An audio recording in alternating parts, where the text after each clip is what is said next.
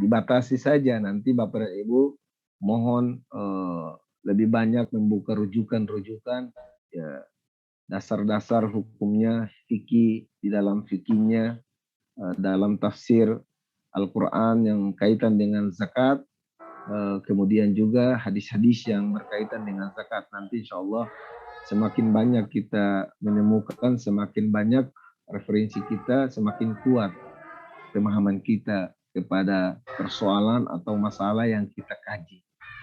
Nah, ini dalam Al-Quran surat At-Taubah ayat 103 tadi yang sempat saya angkat di awal tadi, kaitan dengan batasan zakat tadi sebelum masuk kepada istilahnya. Nah, ini Allah Subhanahu wa taala menyebutkan masalah zakat ini di dalam Al-Quran surat At-Taubah ayat 103. Nah, Allah berfirman, "Khuz min amwalihim shadaqatan tutahhiruhum wa tuzakkihim biha wa shalli 'alaihim. Inna salataka sakanul lahum wallahu samiun alim." Jadi kata khuz adalah khuz, ambillah, ya, ambillah zakat dari sebagian harta, amwalihim, ya, sebagian harta, ya, mereka itu sedekatan. Dengan zakat itu engkau membersihkan, tutohir, untuk membersihkan dan mensucikan mereka.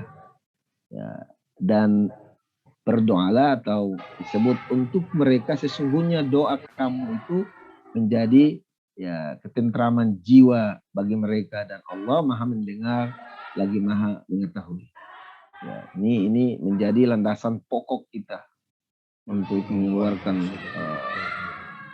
sedekah, mengeluarkan zakat kita, mengeluarkan zakat fitrah dan zakat mal kita. Ini yang menjadi dasar yang pertama. Kemudian yang kedua adalah Bapak dan Ibu yang saya hormati. Yang kedua adalah Al-Quran surat Al-Baqarah ayat 43. Nah, surat Al-Baqarah ayat 43. Allah berfirman, wa aqimis shalah wa aqimus salata wa atuz zakat warka'u ma'arraqi. Nah, dirikanlah salat dan tunaikan zakat dan rukulah bersama orang-orang yang ruku. Nah, ini jadi kalau kita menelaah Al-Quran, ya Al-Quran, maka di sana adalah ketika kita membaca Al-Quran yang kaitan dengan salat, pasti adalah berdampingan dengan zakat. Tuh ada sekian kali ungkapan yang sama yang Allah jelaskan dalam Al-Quran itu sendiri. Nah, salah satu contohnya seperti di surat Al-Baqarah, wa aqimus salat wa atuz zakat warka'u ma'arraqi. Nah, kemudian di hadis Nabi Shallallahu Alaihi Wasallam, riwayat Ibnu Umar, Ibnu Umar radhiyallahu anhu, qala Rasulullah sallallahu alaihi wasallam, bunyal Islam ala khamsin syahadat an la ilaha illallah wa anna Muhammad Rasulullah wa aqamus salat wa itaz zakat wal haji wa saum Ramadan. Jadi ini hadis riwayat Umar. Ya, sungguh luar biasanya, dan Islam ditegaskan atas 5 dasar di sini. Ya, ini menjadi landasan.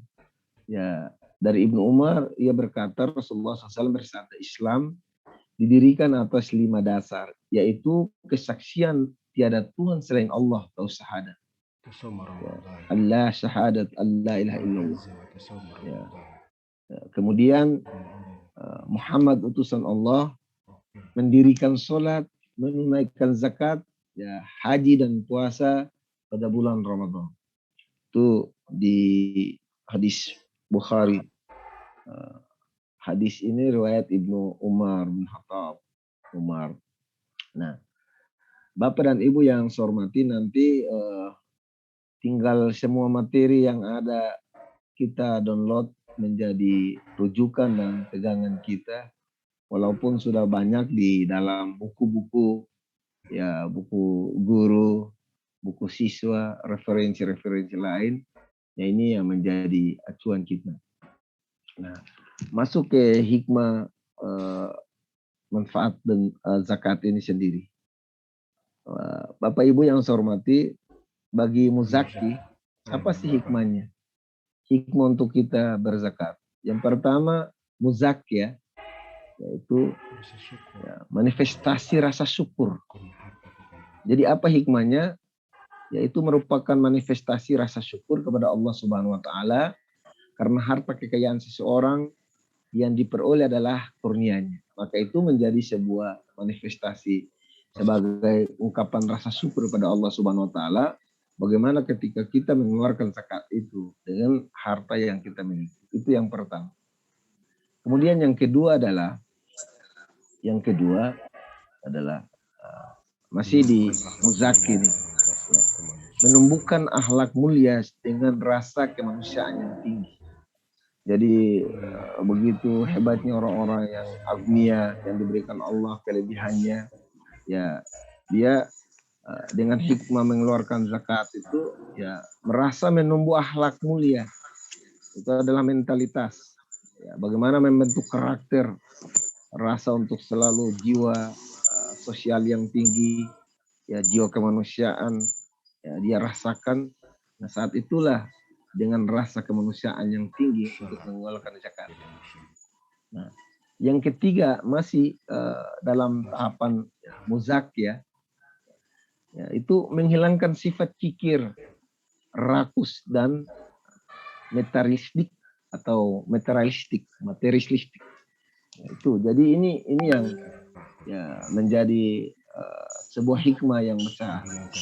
Nah, makanya menghilangkan sifat kikir dulu, ya, kikir, nah, rakus dan materialistik itu ada ketika orang yang punya agnia merasa insya Allah bahwa sesungguhnya harta itu titipan sementara yang diberikan Allah dalam waktu tertentu, mungkin bisa Allah tarik, mungkin ada musibah dan lain sebagainya.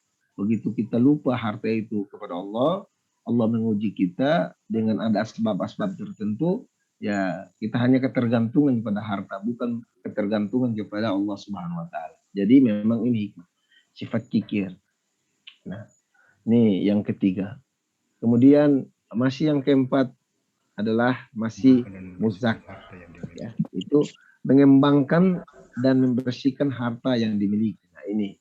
Jadi tadi tumbuh kembangkan di ayat yang tadi, ya ini di ayat 103 tadi di surat At-Taubah itu jelas huzmin amwalihim shadaqatan tutahhirum wa tuzakkihim biha tadi itu menumbuh kembangkan. Kalau kita ikuti istilah yang ada di atas, ya menurut bahasa tadi ada 3, tumbuh kembangkan, membersihkan dan lain sebagainya. Ini kepada para muzaki yang hak mengeluarkannya, nah, bukan yang berhak menerimanya. Jadi muzaki, dan nanti tahapan kedua kita lihat kepada mustahik atau yang berhak menerimanya. Jadi siapa saja yang ada di level muzaki ini, maka salah satu hikmah yang keempat inilah ya, mengembangkan dan membersihkan harta yang dimiliki. Siapa tahu harta itu ada yang masih subhat, nilai subhatnya kita tidak tahu dari mana sumbernya, atau ada campuran dengan hal-hal yang belum suci atau kurang jelas, maksudnya mau bilang haram nanti tidak bisa, mungkin bisa jadi sesuatu yang haram karena mungkin melalui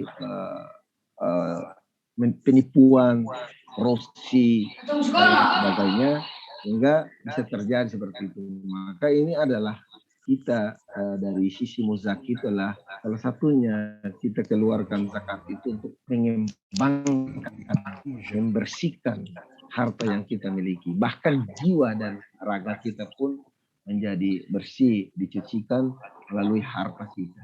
Nah, kawan-kawan sekalian yang saya hormati dan saya banggakan. Kemudian para mustahik, ya, antara muzaki dan mustahik. Mustahik adalah orang-orang yang berhak menerima. Kita sudah tahu semua. Apa sih hikmahnya dan apa sih manfaatnya? Ya. Pertama adalah untuk menolong. Ya, manfaatnya untuk menolong, untuk membantu dan untuk membina. Ya, terutama fakir miskin ke arah kehidupan yang lebih sejahtera. Nah, jadi memang manfaat zakatnya atau hikmah zakat itu di situ. Pertama menolong supaya menyelamatkan.